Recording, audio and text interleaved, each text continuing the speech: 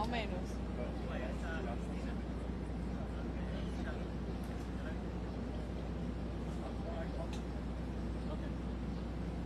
Hey, wanting to know anything? The music stuff. Yeah, I heard that. I think that's no programming, right?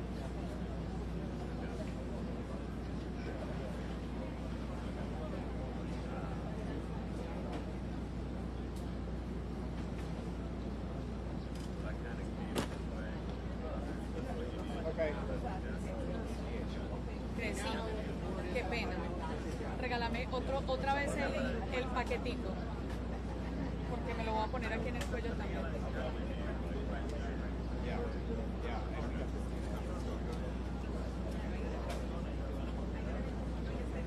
Gracias. Qué pena. No, yo me quedo si quieres comer.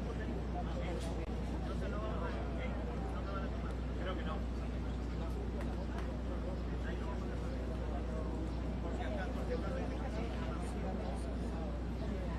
Por si las flies, como dices tú.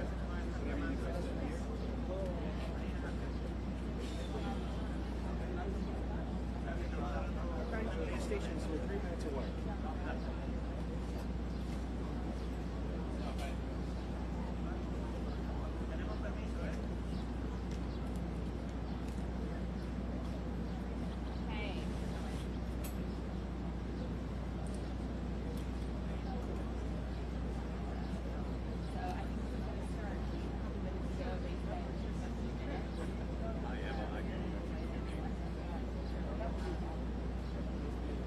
I hear you loud and clear. Is that Matt? Oh, yeah, what's up? I don't know.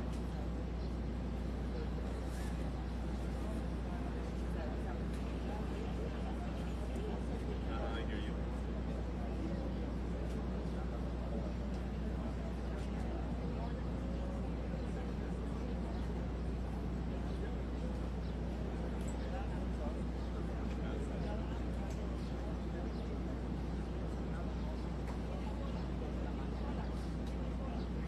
Yeah, what's up?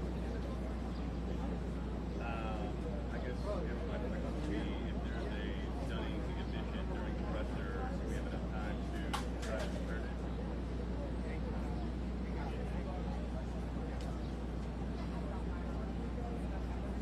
No, no, you're okay. You're in.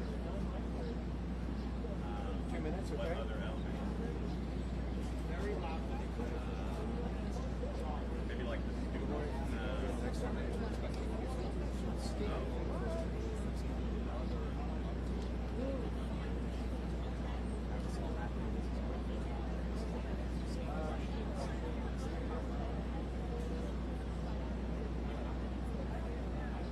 Pardon?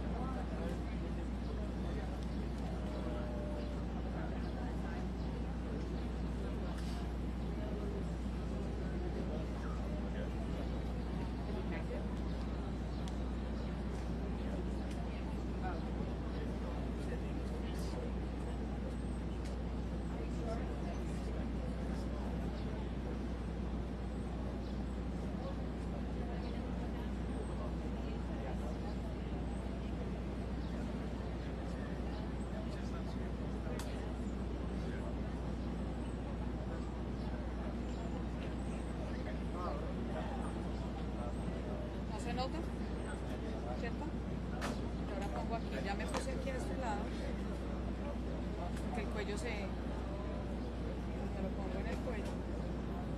Well, good morning from Uvalde, where in the next few minutes we're expecting a briefing from Texas state law enforcement officials that they say is going to answer a whole host of questions about how this crime, this massacre exactly transpired. This is law enforcement are facing more questions about their response.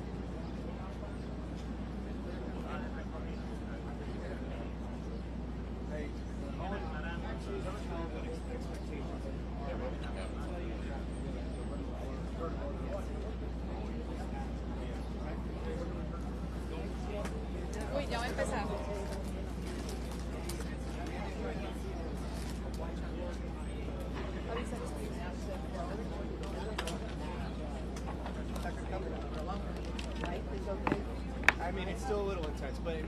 Thank you for asking.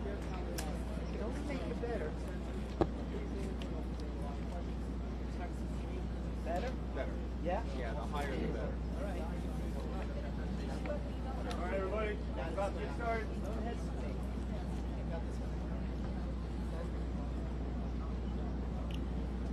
Good morning. Thank you for being here today. My name is Stephen McCraw, Director of Texas Department of Public Safety. On Tuesday, the District Attorney for the 38th Judicial District, Racina Mitchell, requested that the Texas Rangers under the Department of Public Safety assume lead responsibility of this horrific murder of 19 innocent child and 2 adults.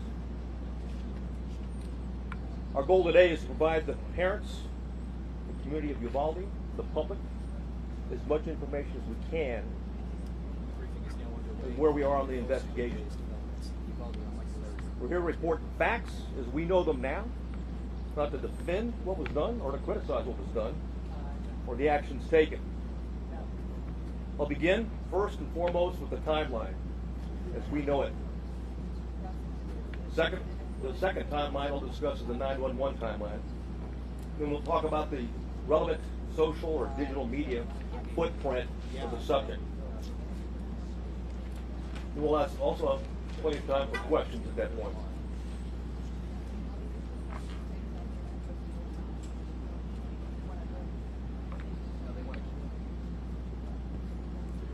At 11:27, we know from video evidence, 11:27, the exterior door suspected of where we knew the shooter entered, Ramos, was propped open by a teacher. 11:28, the suspect vehicle crashes into the ditch, as previously described. The teacher runs to the room 132 to retrieve a phone, and that same teacher walks back to the exit door, and door remains propped open. There were 2 males, as reported by Regional Director Escalon yesterday. There were 2 males at a funeral home that when they heard the crash, they went to the crash scene. When they arrived at the crash scene, before they got there, they saw a man with a gun exit the passenger side with a backpack, and they immediately began running. Ramos began shooting at him. Did not hit him.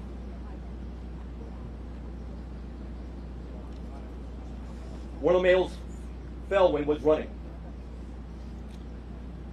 Both males returned to the funeral home while they're running. And then again, we see through video, teacher reemerges inside the school in panic and apparently calls 911. 911 call at 11:30. If there was a crash, man with a gun. 11:31, the suspect reaches last row of vehicles in the school parking lot. 11:31, the suspect shooting began at the school while patrol vehicles got to the funeral home. I'll point out where it is. We're clear? Okay, great. Thanks. Crash vehicle's over here. We're clear. Suspect hiding behind a vehicle, started walking down, shooting into the classroom. There was a discussion early on that an ISD, Consolidated ISD for Uvalde, had officer, was a resource officer, had confronted the subject. That did not happen, as R.D. Escalon talked about yesterday. It was certainly stated in preliminary interviews, but often these preliminary interviews and a cursory walkthrough doesn't reveal the type of information, and certainly, police officers, like anyone else, under stress, sometimes witnesses get it wrong. But the bottom line is that officer was not on scene, not on campus, but had heard the 911 call with a man with a gun, drove immediately to the area, sped to what he thought was the man with a gun, to the back of the school, what turned out to be a teacher, and not the suspect. In doing so, he drove right by the suspect, who was hunkered down behind a vehicle, where he began shooting at the school.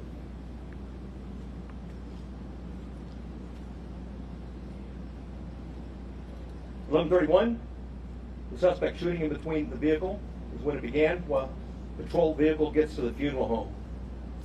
Multiple shots are fired outside the school at 11:31. Patrol car accelerates into the parking lot, drives by the shooter. That's exactly what I was talking about. It was the ISD officer at that time. He passes and then leaves the camera view. There's multiple shots fired at the school at 11:32, at 11:32:27, 11:32:36. At 11:33 is when the suspect entered the school at the door that I'm pointing to now. At 11:33, the suspect began shooting into room 111 or 112. It's not possible to determine from the video angle that we have at this point in time. We do know this, that he shot more than 100 rounds based on the audio evidence at that time, at least 100 rounds. He entered at 11:33, or 11:33 he started shooting in the classrooms, 111 and 112. At 11:35, 3 police officers entered the same doors the suspect entered. All 3 of those police officers worked for the Uvalde Police Department. They were later followed by another 4, a team of Uvalde police officers, 3, and also a county deputy sheriff. So a total of 7 officers were on the scene. The 3 initial police officers that arrived went directly to the door, and 2 received grazing wounds at that time from the suspect, while the door was closed.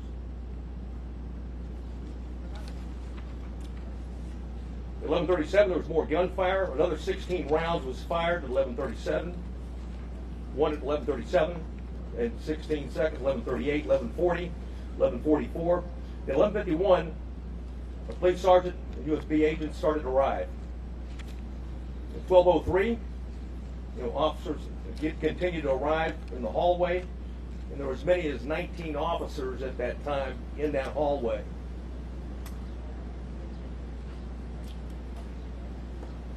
At 12:15, we know that BORTAC members arrived. Not the entire BORTAC, but members of BORTAC, along with Shields. At 12:21, the suspect fired again, was believed to be at the door. At 11:21, law enforcement moved down the hallway. At 11:50, they breached the door using keys that they're able to get from the janitor, because both doors were locked. Though both of the classrooms that he shot into were locked when officers arrived. They killed the suspect at that time. And now I'd like to go over the 911 timeline.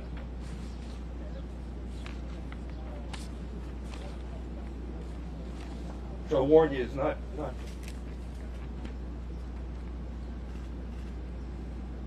it's better that I read it than you listen to it.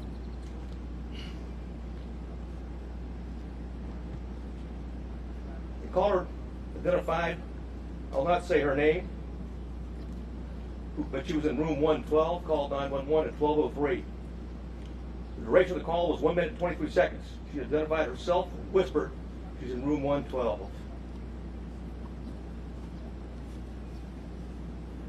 At 12:10, she called back in room 12, advised there were multiple dead.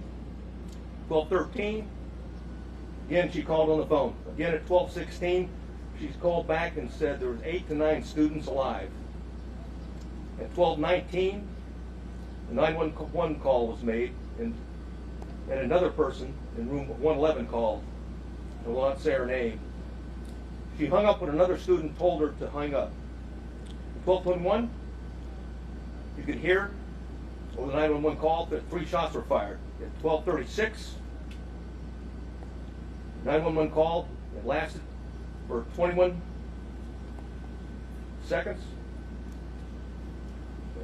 The initial caller called back, student, child, called back, was told to stay on the line and be very quiet. She told 911 that he shot the door. At approximately 12:43 and 12:47, she asked 911 to please send the police now.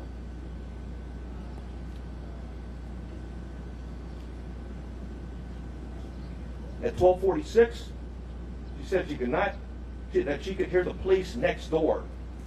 At 12:50, shots are fired. They could be heard with the 911 call. And at 12:51, it's very loud and sounds like the officers are moving children out of the room. At that time, the first call that called was outside before the call cuts off.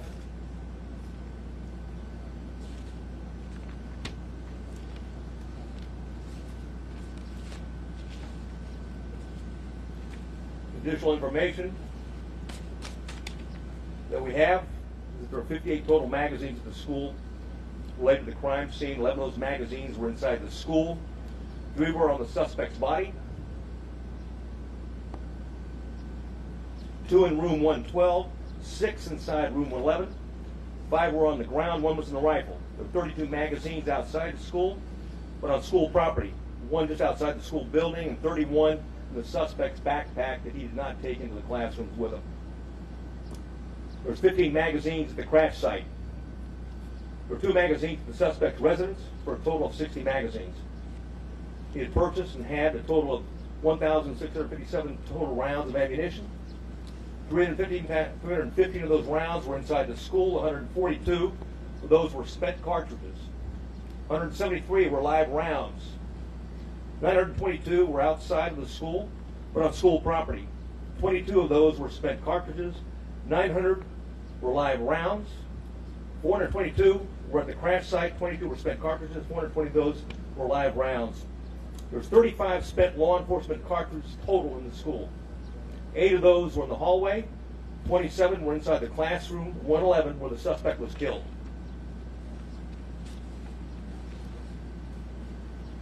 I mentioned that we're going to go over quickly a digital timeline. One of the things we talked about early, and I want to correct something that was said early on in the investigation, is that he posted, okay, on Facebook publicly that he was going to kill that he was going to shoot his grandmother, and secondly after that he was going to, that he had shot her, and then third, that he was going to go shoot up a school. That did not happen. It was actually on a message. It was a Facebook application, messenger application to somebody else that he had a conversation with. We know that through his digital media footprint, and I'll just do it by date time, that Ramos asked his sister to help him buy a gun. She flatly refused. That was in September of 21. He made, I'll avoid some of these and get to he had Instagram, a 4-group chat, and it was discussed that Ramos being a school shooter. That was on February 28th of 2022. On March 1st of 2022, there was an Instagram he had with 4 people. It was a chat. He discussed him buying a gun. On March 3rd, 2022, there was another 4-person chat. Quotations, word on the street is you are buying a gun. Ramos replied, just bought something. RN.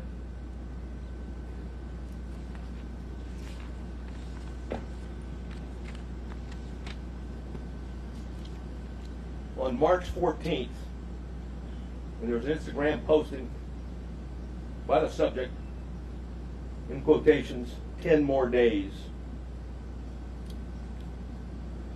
The user replied, are you going to shoot up the school or something? The subject replied, no, and stop asking dumb questions and you will see.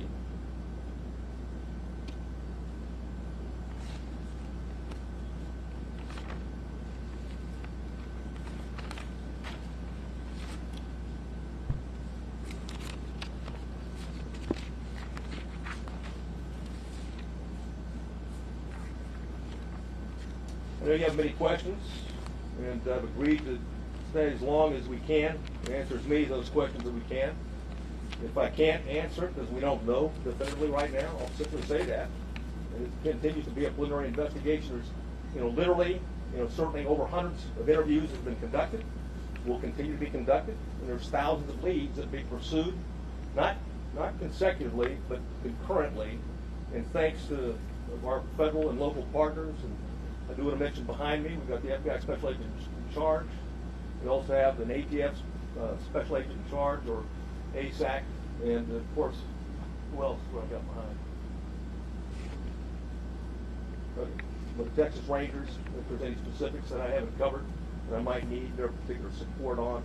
I do want to cover one thing quickly, though, before I go to questions, and that's some of the questions that we received, that we have already received.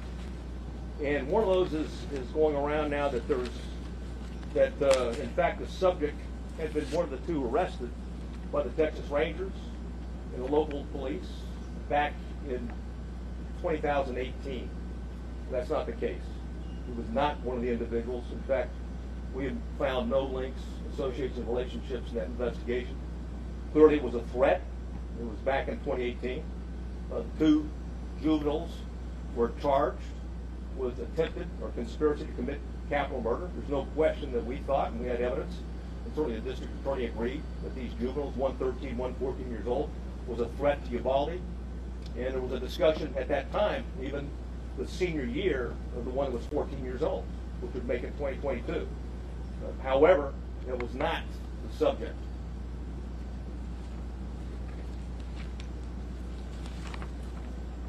Questions? Yes, sir. Huh? Okay. Oh, yeah. Oh, one thing I want to say, one thing I failed to say is that when we're done, we have Tony Pena with us. He's going to translate into Spanish, okay, what the answers and the questions are afterwards.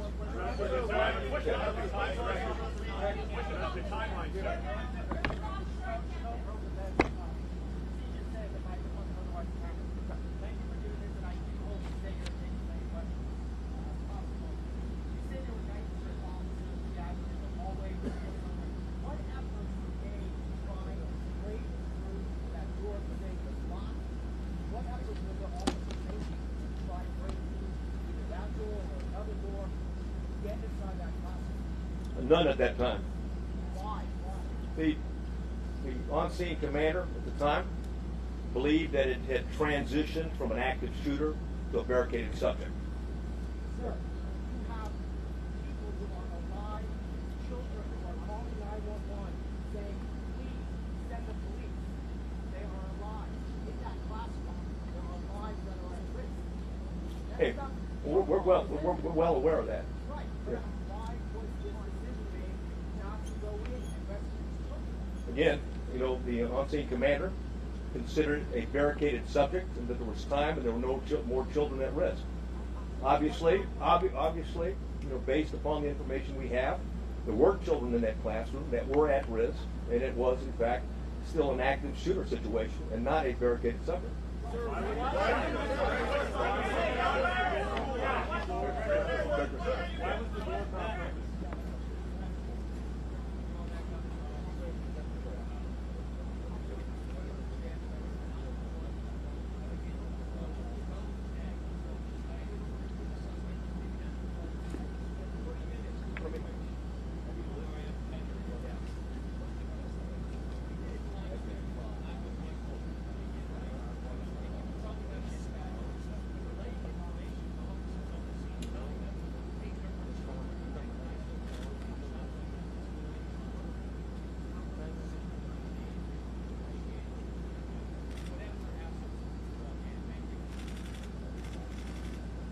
The question simply is this: it was a 40-minute gap, and if the 911 operators were aware that children were alive in that classroom, why weren't officers notified of that? And if that's the case, why didn't they take action?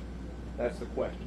And again, I'll go back to the answer for right now, is that it was considered, okay, the decision was made on the scene. I wasn't there, but at the same point in time, a decision was made that this was a barricaded subject situation. There was time to retrieve the keys and wait for a tactical team with the equipment to go ahead and breach the door and take on the subject at that point. That was the decision, that was the thought process at that particular point in time.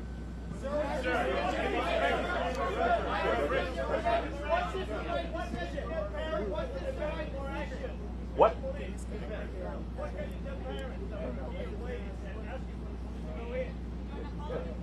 And there was 19, like I said, there was 19 officers in there. In fact, there was plenty of officers to do whatever needed to be done, with one exception, is that the incident commander inside believed they needed more equipment and more officers to do a tactical breach at that point. That's why BORTAC was requested on the scene. As soon as they were there, they executed a search, or at least a dynamic entry, and went in. And of course, that was not the quote. That was not the quote 57.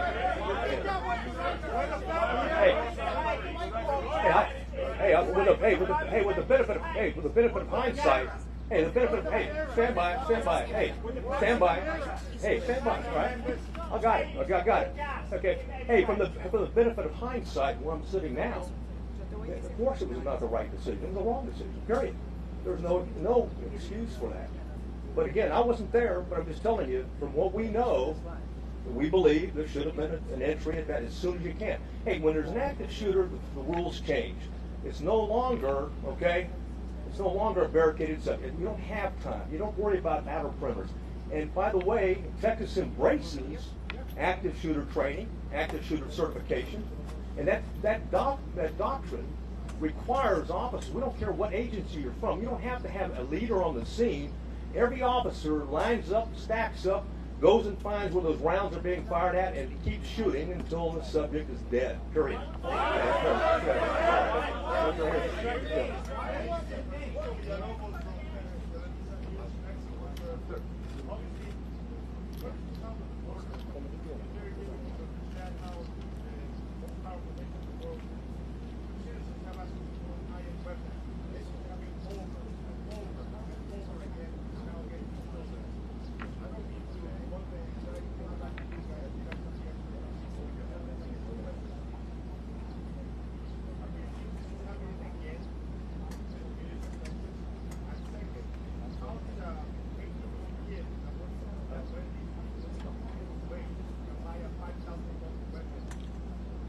Well, answer the last, to use the debit card first, but to your point, it's very expensive, and a debit card is not a credit card. It means he had money in the bank. So why and how is being looked at right now. And I'll tell you this, hundreds of more, thousands of more leads are being looked at right now because we haven't answered all the questions. We haven't gotten into the why. Okay, we know the individual was also into cyber gaming in that regard, and group gaming in that regard. So we've got a lot of questions are out there. We're seeking answers, but we've got an obligation. We'll continue to update you when we find something out. Hey, Tienes que ponerlo para allá. Fer, para allá. No, espera que está Fernando ahí. No, Fer, no. Es así.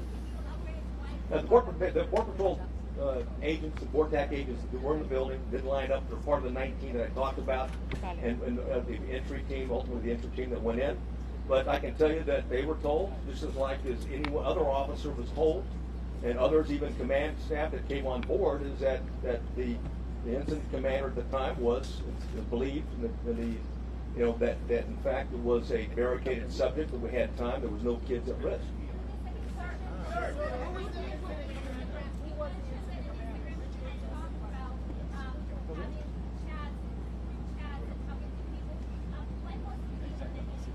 I wish he was. Because then there's no question. And I'll say this right now, and every time we have one of these, there's copycats, okay? And we need the public, just like we did back in 2018, there was a public, okay, that came forward that we got 2 people that are about to shoot up a school or planning to shoot a school. It's imperative on the public, when you get something, just because it sounds like he's a nut, he may be a nut. But just because it sounds like, well, it's possible to do, he may be intended to do, as I've read the timeline based upon the chats that he had. So we need everyone, when we have a threat to life like that take it seriously and report it. Because ultimately, this is tragic. What do you tell the parents of 19 kids, or the families of two teachers? Yeah. Or the hey, yes, sir. Yes, sir. One to wait for tactical gear. By 12:15, you had at least 15 officers and shields on scene. Yeah. Yet you did not reach the door until 12:15. Hey, like I've said it before, is that, well, first of all, when it comes to an active shooter, you don't have to wait on tactical gear. Plain and simple, you've got an obligation. What I know now, okay, absolutely, it was an active shooter, because you can transition. Keep in mind, in the doctrine, okay, of active shooters, you can transition from an active shooter situation to a barricaded subject or a barricaded with hostage subject.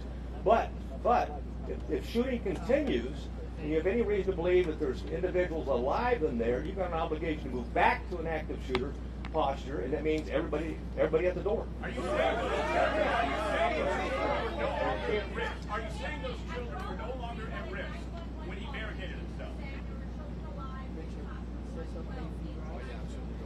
Todavía te da un triciclo por correr. Hágalo lo que más pueda. En la base. Mira, ahí queda por el hombro. Well, Uvalde has a part-time SWAT team, number one. The ISD's got, they've limited officers. I think, what is it? What, you got, 6? They got 6, yeah. The Consolidated Independent School District has 6 officers, and they didn't have one posted at that location. And someone said, hey, what do you tell the parents? I mean, bottom line is that, or someone talked about, said, when there's kids in the room, why wasn't there an entry? Because it was believed, like I said at the time, that the subject was stationary, barricaded, there was no risk to other children. Again, on retrospect, from where I'm sitting right now, clearly there was kids in the room. Clearly, okay, they're at risk. And oh, by the way, even when you go back to shooting, there may be kids that are injured, okay, they may have been shot but injured, and it's important for life-saving purposes to immediately get there and render aid. Right in the blue. Where was the resource officer? Why was he not on campus? He was not on campus. Why? Well, Where was he? again, we'll have all those answers down the road, okay? Dylan. Yeah.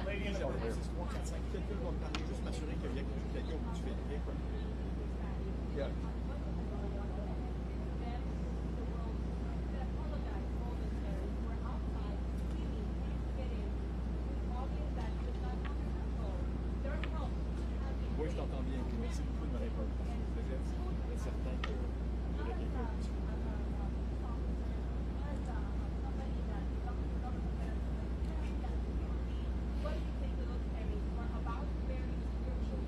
Well, first I want to say that the Consolidated Independent School District officers were there early.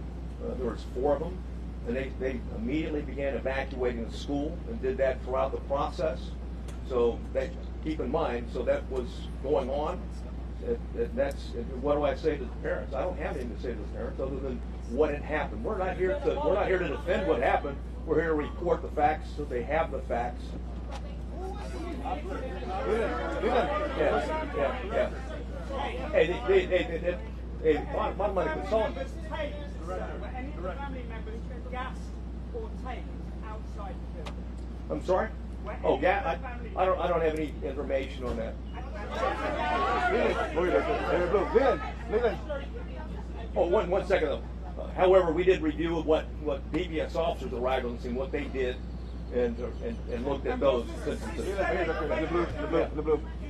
parents of the children who died are watching right now. And they're Yes. hearing you say Oui, on en sait beaucoup plus. that not everything that could possibly have been done as humanly fast as it could be done was done.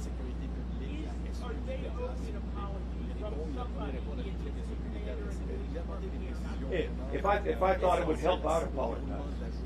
But let me say this. Let me say this. When you go back to the timeline, again, I want to go back and I'm not defending anything, but you go back to the timeline. There was a barrage. Hundreds of rounds were pumped in 4 minutes. Okay, into those 2 classrooms. Then anything else, any firing afterwards was sporadic, and it was at the door.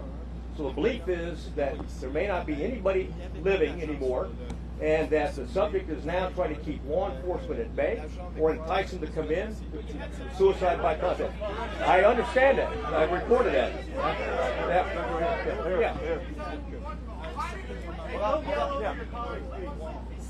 Il y avait 9 jusqu'à 16 policiers à l'intérieur, alors que le jeune était barricadé dans une salle de classe, la salle 111 comme on l'a appelé, et à aucun moment ils ont pris d'assaut cette salle de classe-là. Et c'est l'élément central de ce que l'officier de Croft explique. Well, I might answer the first one, but the why on the second one I don't have.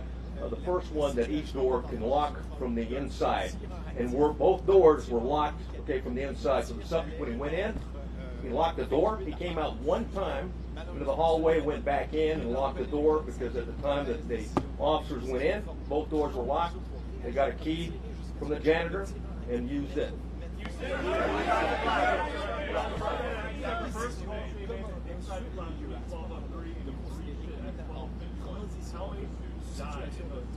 I don't have that answer. We're looking at it right now. Hold on. Go ahead. Leurs enfants sont morts. Le fait de récit d'appel 911, de message sur 911 par des enfants qui appellent les policiers à l'aide. Les policiers viennent nous aider.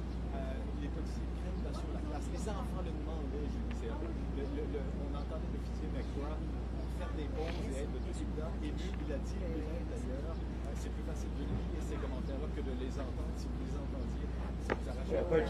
Donc, à ce moment-ci, il reste encore un certain nombre de l'élément central qui est dans Forget how I'm doing. What's up, parents? Y eso explicado en el package. Those children. Forget about me. I'm here. Or officers and stuff like that. We take an oath to uphold the law and protect people. And anytime something's tragic like that, we want to know why it happened and if we can do better next time. It's the bottom line. And call it like it is. And it's tragic. Quite frankly, I mean, there shouldn't have been anybody. Ideally, we've been able to identify this guy as a suspect and address it before he even thought about attacking, on the 24th. Director. Go ahead. There's a lot of ammunition, a lot of rounds. Are there other people that you're looking at to arrest that aided him? And we're looking at other people. Absolutely. Anybody who's been in contact, we're looking at anything. Links Association, people that may have known something, and will continue, and may have been involved in some chat room gaming along with them. So there's nobody that we're not going to talk to and look at. And it's certainly, I can assure you that this district attorney is very proactive and very concerned about this, and that any evidence that we bring to her that someone was an accomplice or an enabler or didn't do what they should have done, if it's in violation of law and it meets the public conduct standards, I have no doubt that she'll take care of business just like she did back in 2018 when we had 2 juveniles plot a capital murder at the school. We're going to find you right there. Well, 911 calls at 12:10, 12:13, Yes. 12:16. The shooter wasn't killed until 12:50. Any of those 911 callers survived? Yes. And all of them. I can't tell you that with certainty, but more than one survived. How many children got Hey, I'm sorry, what?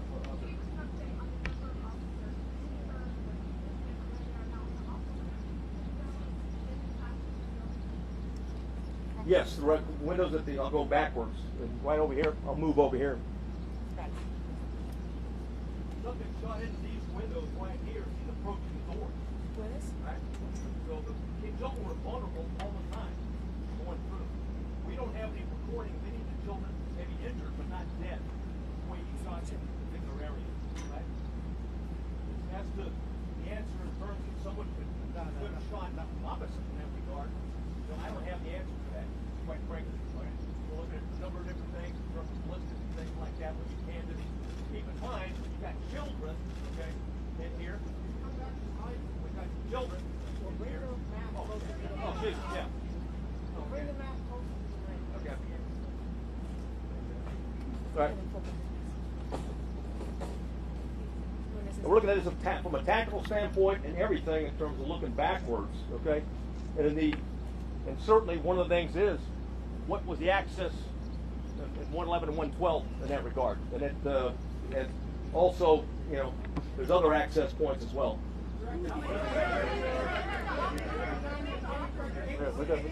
Hold on. Let me say one thing. One thing I didn't point out, okay, is that when we've got him going into these rooms, right here's the Jack and Jill restroom between. So not unlike Santa Fe, the classrooms are separated, but they're really connected. So you can move back and forth between those 2 classrooms. Agree. Yes, sir. Was the incident commander receiving the information coming via the 911 calls? And if so, why not? And if so, speak to the level of investigation that you're putting into that area. Yeah, that question will be answered, but I'm not going to share the information we have right now. Because I don't have the detailed interview right now. Go ahead, sir. Right there. Yeah. Go ahead, It was a barricade situation. Did any police officers go in and get their own kids while the parents were outside? Not that I'm aware of, no. Go ahead, go ahead. Yes, please.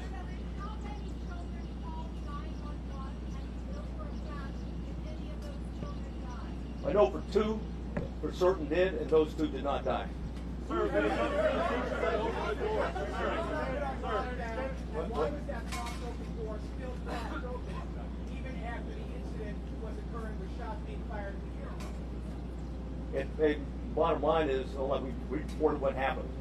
That back door was propped open. It wasn't supposed to be propped open. It was supposed to be locked. And certainly the teacher that went back for her cell phone, it propped it open again. So that was an access point that the subject used. Go ahead, Blue. Go ahead. Hold on. You have said in hindsight mistakes were made, and Democratic Congressman is now calling for the FBI to investigate the response here. Yeah. It is going to be held accountable. Well, first of all, we welcome the FBI. There's a reason why there's the FBI special agent in charge behind me right now. They play a vital role. And again, this is about finding facts and reporting facts as quick as we can. It's not about trying to defend, or it's not about trying to assess or even be hypercritical. It's about the facts and sharing whatever we learn on the facts as quick as we can, to be as transparent as we can. You know, okay, the media, but more importantly, the parents and the public, the citizens of Uvalde. Okay, go ahead, Blue. Go ahead. Hold on, sir. Hold on. The chief of police of the Consolidated Independent School District is the incident commander. It's his school. He's the chief of police. Okay. And again, I'm not going to discuss disciplinary, but there's an ongoing criminal investigation. These are being investigated and working with the I'm not going to get into that. Matt, go ahead. Yeah, Matt.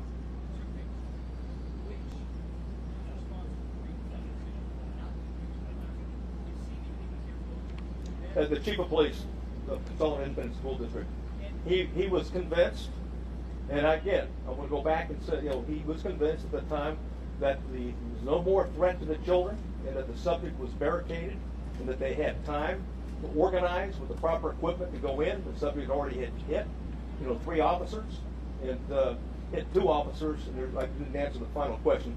A third, a border patrol agent, was grazed as well, but no police officer was seriously injured.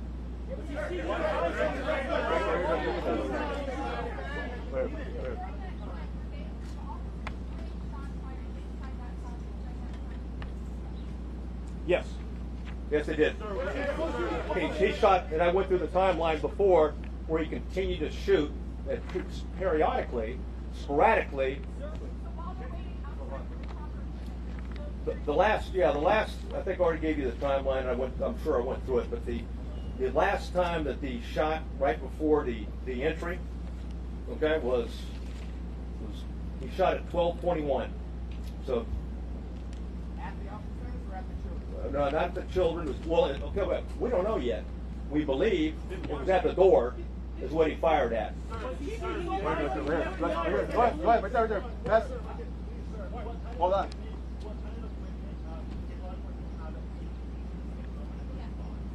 Hey, well, we know that beginning when the VORTAC agents arrived, they had 3 ballistic shields. Yeah, what? Last question. Yeah, right here in the booth. Right here in the booth. Right here. Yeah, go ahead. Hold on.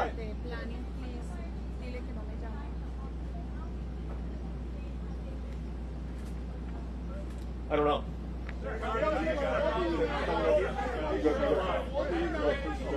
No, that's fine. Yeah, let's answer the question. What do you think? What do you think should have done that you didn't? Well, I've already said that. I've already said it. First of all, hey, Texas embraces and teaches, okay, the active shooter doctrine. The active shooter doctrine, as long as there's kids, and as long as there's someone's firing, you go to the gun, you find them, you neutralize them, period. And there's only, there are some nuances with transition to a barricaded subject, also transitioning to a hostage situation. And of course, the decision at the scene was that this is still a barricaded subject that did not go back to an active Should have said first. Right here, go ahead. Yeah. The police chief, and why isn't he here to take our questions? Well, because I'm here to address the latest timeline and facts that we know. You're certainly welcome to reach out to them. Yeah. I defer to. You want to get the question? Okay, hold on. How many children were pulled out? Hold on, sir. Hold on. Sir, you've now been on the scene for several days with two things. One exactly is your role in this investigation. And given all this, given that the FBI goes through lengthy efforts to study how to secure situations like this, do you think this is something that requires an independent investigation by whether a federal agency, by you guys, or someone else?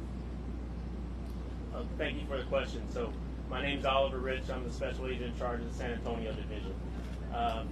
First, I want to say I understand there are a lot of questions and there's a lot of frustration in the public, and our heart goes out to the families and the victims of this tragedy. I will say our role here remains the same. We are here to assist in this investigation, to provide the support to the community to the best of our ability. We've had 200 people here for over 4 days. We have people working all across the country to support this community and to support this investigation. We are continuing in that vein. We have victim specialists here working with people in the community, and we will continue to do that. If the facts bear out that there is a federal nexus, then the FBI will conduct an appropriate investigation at that time. But for now, we continue in this to support the Texas Rangers.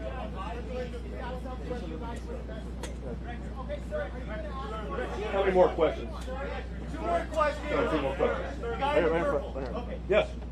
Uvalde Police Department, Chief Nebila, Uvalde Police Department posted in February 2020 that they familiarized themselves with the school and did the training to do just what they were supposed to do. How come they were not in lead, or their commanding officer was not in lead when they were familiarized with this training, and they should have done what they were posting on Facebook they were doing? Who dropped the ball? Yeah, I don't have the answer to that question. Right here, last question. Right here, Grayson. Yeah. Go ahead. President Biden will be here on Sunday. Your thoughts on that? Do you have a message for the president? Yeah, welcome here. Welcome to Texas. And this community has been hit hard. And I think it's noble that the president's going to be here to recognize the pain and suffering that this community is going through. And I think that's what leadership is. That's why Governor Abbott's here. That's why we think leaders go to where the problem is. And right now, the problem's in Uvalde, Texas.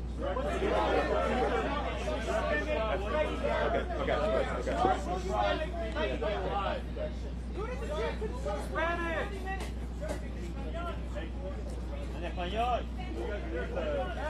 Spanish. Can you leave the map up? Right. I know.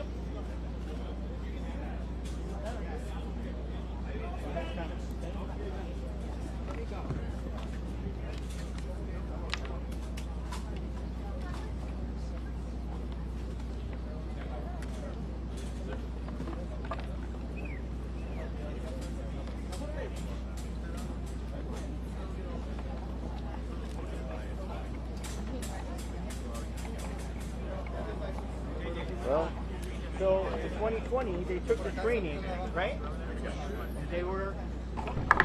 No, es en la foto que están tomando.